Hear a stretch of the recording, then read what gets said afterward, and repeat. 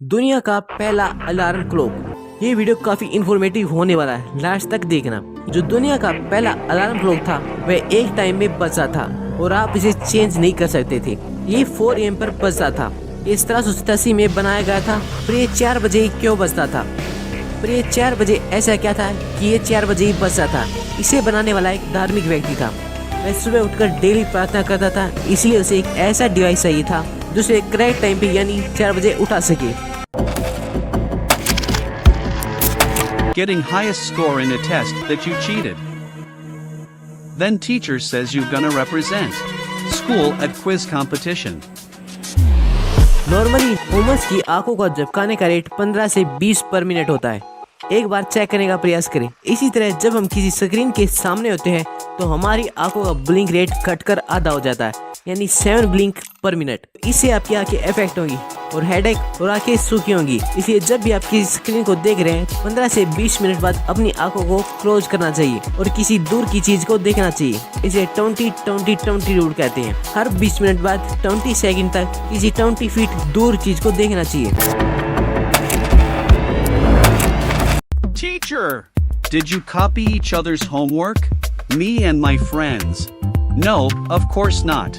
Our homework. बहुत से लोग गूगल में जस्ट टाइप करते हैं, पता है क्यों? जस्ट चेक करने के लिए कि उनकी स्पेलिंग ठीक है या नहीं। बहुत ज्यादा लोग ऐसा करते हैं। क्या आप भी उनमें से कमेंट में बताएं?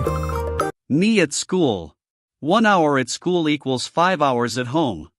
मधुमक्खियाँ शहद कैसे बनाती हैं? आपको पता होगा कि फूलों के रस को लेकर इसे बनाती है, पर कैसे बनाती है? एक मधुमक्खी के पास 2 स्टोमक होते हैं, एक नॉर्मल और दूसरा हनी को स्टोर करने वाला। एक मधुमक्खी नेक्टर को लेकर इसे अपने इस हनी स्टोमक में रखती है, जिसमें कुछ एंजाइम होते हैं जो हनी को कन्वर्ट करते हैं। परंतु यह मधुमक्खी अब अपने छत्ते में जाती है और इस नेक्टर को दूसरी मधुमक्खी वर्कर के मुंह में डाल देती है, या आप कह सकते हैं वोमिट कर देती है। हर एक मधुमक्खी जब दूसरी मधुमक्खी के मुंह में इसे वोमिट करती है तो इस नेक्टर में हनी को बनाने वाले एंजाइम बढ़ते जाते हैं। इसके बाद जो नेक्टर होता है उसमें पानी अभी भी थोड़ा होता है, तो मधुमक्खियां अपने विंग्स को हिलाकर हवा में एक्स्ट्रा पानी को इवेपोरेट कर देती हैं और रस को थोड़ा गाढ़ा कर देती हैं। अब इसमें पानी की मात्रा कम है और एसिडिक भी है, तो ये आसानी से खराब नहीं होगा। अब बैक्टीरिया और यीस्ट इसे खराब नहीं कर सकती। बिल्कुल थोड़े से हनी को बनाने में हजारों मधुमक्खियां लगती हैं। Toppers after losing 1 mark. I have lost everything. इस वीडियो में हम टाइटन के साथ क्या और क्यों हुआ जानने का प्रयास करेंगे।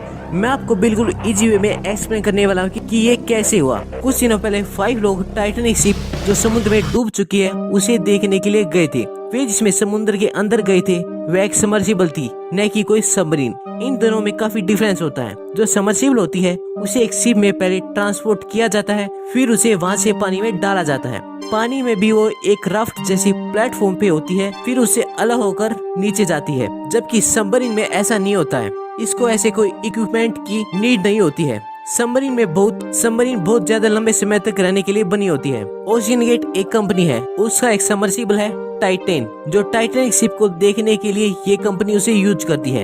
ये सबमर्सिबल काफी छोटी होती है। इसमें 5 लोग बैठ सकते हैं, 4 पैसेंजर और 1 पायलट। इसमें ज्यादा बैठने का स्पेस नहीं है, आपको फ्लोर पर ऐसे बैठना होगा। इसके आगे एक टॉयलेट भी है जो एक कर्टन से सेपरेटेड है, जो सबमर्सिबल के आगे के हिस्से में है।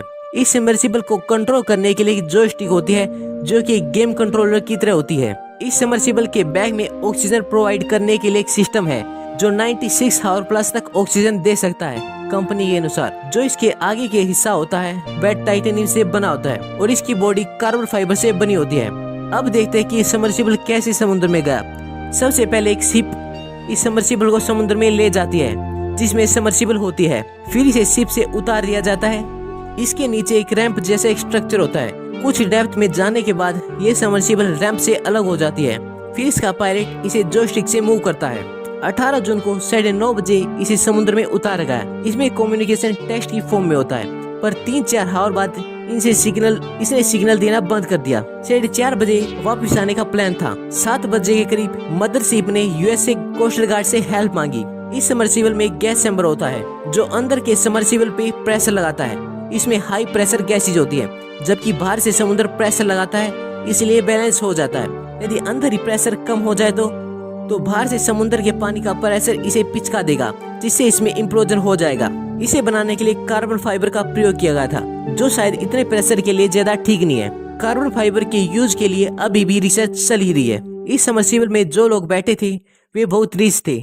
जैसे ये सबमर्सिबल नीचे गई, 3 आवर के बाद जाने के बाद इसमें इम्प्लोजन हो गया, यानी ये पिचक गई और इसके 4-5 टुकड़े टाइटैनिक शिप से 500 मीटर दूर देखे गए। पर इसमें इम्प्लोजन क्यों हुआ? वेरियस रीजन हो सकते हैं। जैसे जैसे हम समुद्र के नीचे जाते हैं वैसे वैसे प्रेशर बढ़ता जाता है। जैसे जैसे नीचे जाएंगे उतना ही पानी का वेट बढ़ जाएगा और कोई भी ऑब्जेक्ट उस स्पेस को गिरेगी तो उस पर प्रेशर लगेगा।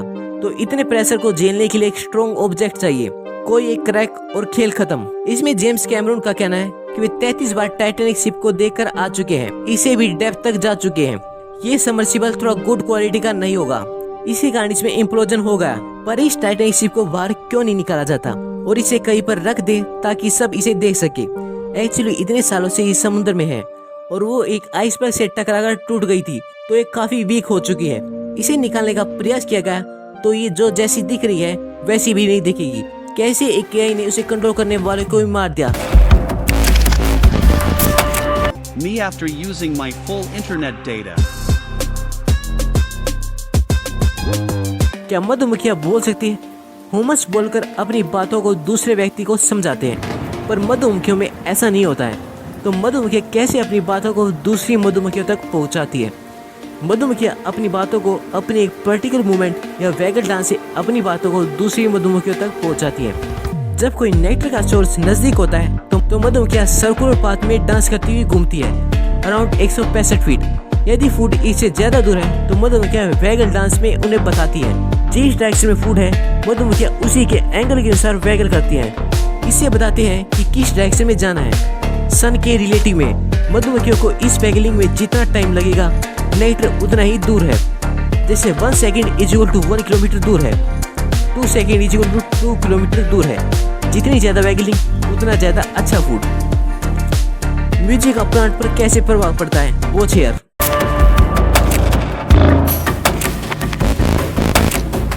My dad praising me for getting 99 marks. Me who forget to say 99 out of 1000. Hello guys, normally पेड़ इंसानों से ज्यादा जीते हैं।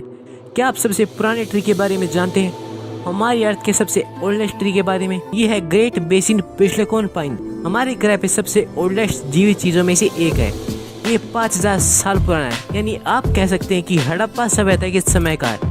पर ये भारत में नहीं है, ये USA के कैलिफोर्निया में है, पर इसके एग्जैक्ट लोकेशन को सीक्रेट रखा गया है। इनकी स्पीसीज ने सबको पछाड़ रखा है, पर ये इतने सालों तक कैसे जिंदा है? इसका कारण कि इस पेड़ के आसपास ऐसी कंडीशन है जिसने इसे इतने लंबे समय तक जीने में मदद की है। ये पेड़ बिल्कुल धीरे धीरे बढ़ता है और इस कारण ये काफी कठोर है। इस तरह आराम से बढ़ने और कठोर लकड़ी होने के कारण यह पेड़ बहुत से इंसेक्ट, फंगाई, बैक्टीरिया और इरोजन के प्रति रेजिस्टेंट है। इस पेड़ के चारों तरफ बहुत कम वेजिटेशन है। यदि कोई आग लगती है इन वेजिटेशन में तो वह इस पेड़ तक नहीं पहुंच सकती। पर हम किसी पेड़ की एज को हम कैसे जान सकते हैं कि वह कितने साल पुराना है? एक तरीका है जिसे डेंड्रोक्रोनोलॉजी कहती है, यानी साइंस ऑफ डेटिंग ट्रीज। पहला तरीका है कि पेड़ों को काट दो और इसमें इनकी रिंग्स को काउंट करके एज को पता लगा सकते हैं। सेकंड तरीका कि पेड़ में एक डिवाइस की सहायता से एक सिलेंड्रिकल हिस्से को इसे अलग किया जाए, फिर उसकी रिंग्स को काउंट किया जाए, क्योंकि कोई भी नहीं चाहता कि इतने पुराने पेड़ को काटा जाए।